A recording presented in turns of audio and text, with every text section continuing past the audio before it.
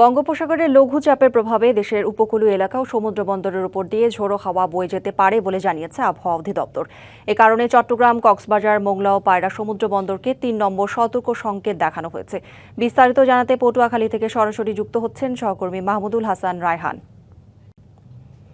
রায়হান, সমুদ্র বন্দরের আবহাওয়া পরিস্থিতি নিয়ে জানতে চাই। আমরা যেমনটা জানাচ্ছিলাম যে ৩ নম্বর সতর্ক সংকেত সেখানে জারি করা হয়েছে।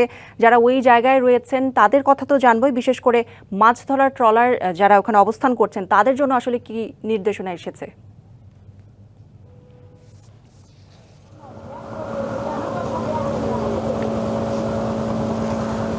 পটুয়াখালী জেলার বিভিন্ন যে উপকূলীয় এলাকাগুলোতে রয়েছে, এখানে প্রায় 10 থেকে 12 দিন ধরে যে বৈরী আবহাওয়া বিরাজ করছে, এতে কিন্তু যে সকল মাছ ধরা ট্রলার সহ যে উপকূলীয় যে সকল মানুষরা রয়েছে তারা কিন্তু ব্যাপক ক্ষতিগ্রস্ত হচ্ছে। কারণ আজকে গত 2 দিন কিন্তু আবহাওয়াটা ভালো থাকলেও আজকে সকাল নাগাদ কিন্তু আবহাওয়া অধিদপ্তর আমাদেরকে জানিয়েছে যে উপকূলীয় এলাকাগুলোতে যে সকল সমুদ্র বন্দর এলাকা রয়েছে সেখানে 3 নম্বর সতর্কতা সংকেত দেখিয়ে যেতে বলা হয়েছে। এবং এর কারণ কিন্তু সমুদ্রগামী যে সকল মাছ ধরার ট্রলারগুলো রয়েছে তারা কিন্তু তীরে ভিড়তে শুরু করেছে।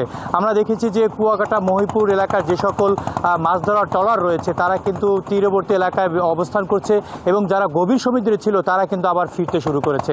তবে আমি আপনাদেরকে যদি বলে রাখি যে গত 7 থেকে 8 দিন আগে কিন্তু এই গভীর সমুদ্রে কিন্তু মাছ ধরতে গিয়ে মাছ ধরা জেলেরা তারা কিন্তু নিখোঁজ হওয়ার সংবাদ রয়েছে এবং এখন পর্যন্ত কিন্তু তাদের সন্ধান পাওয়া যায়নি। তবে আজকে এই আবহাওয়ার কারণে পটুয়াখালীর বিভিন্ন থেমে থেমে বৃষ্টি হচ্ছে। বিভিন্ন এলাকাগুলোতে যে সকল নিচু এলাকাগুলো রয়েছে সেখানে পানি উঠেছে এবং নদীর পানি কিন্তু কিছুটা বৃদ্ধি পেয়েছে।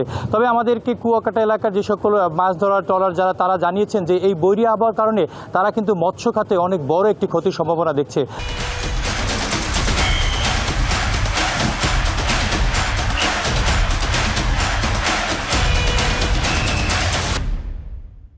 কারণ এই 58 দিনের অবরোধ শেষে যখন মাছ ধরার যাবে, যখন মাছ তারা পাবে সমুদ্রে গিয়ে, সেই সময়টাই কিন্তু এই বৈরী আবহাওয়া এবং এই বৈরী আবহাওয়ার কারণে তারা কিন্তু মাছ ধরতে যেতে পারছেন না এবং তারা কিন্তু ক্ষতির সম্মুখীন হচ্ছেন। এবং এই ক্ষতির সম্মুখীন কিন্তু দেশের অর্থনীতিতে অনেক বড় একটি বাধা হয়ে দাঁড়াবে। কারণ মৎস্য খাতের সাথে কিন্তু বিভিন্ন সেক্টরে কিন্তু মানুষজন জড়িত রয়েছে যারা এই ব্যবসা করে তারা কিন্তু উন্নতি সাধন করে থাকে। এবং পটুয়াখালী শহর এলাকার যে সকল নিচু এলাকাগুলো রয়েছে সেই এলাকাগুলোতে কিন্তু ড্রেনেজ ব্যবস্থা সুচারু না থাকার কারণে এখানে কিন্তু পানি আটকে থাকে এবং পানি চলাচল করছে না। পটুয়াখালীর এই পায়রা নদী থেকে এই ছিল আমার কাছ থেকে সর্বশেষ সংবাদ। রায়হান, ধন্যবাদ আপনাকে।